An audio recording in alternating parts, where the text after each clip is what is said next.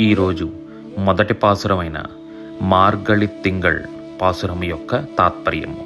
ఓహో, ఇది మార్గశీర్ష మాసము, వెన్నెల నిండిన మంచి రోజులు.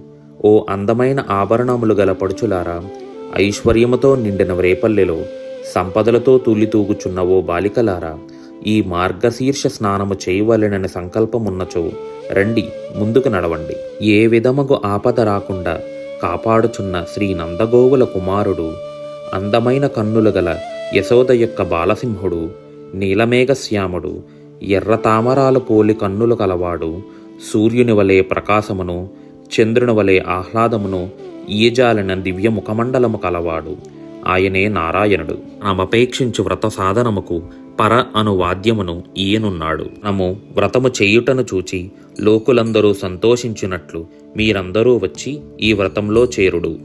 జై శ్రీమన్నారాయణ.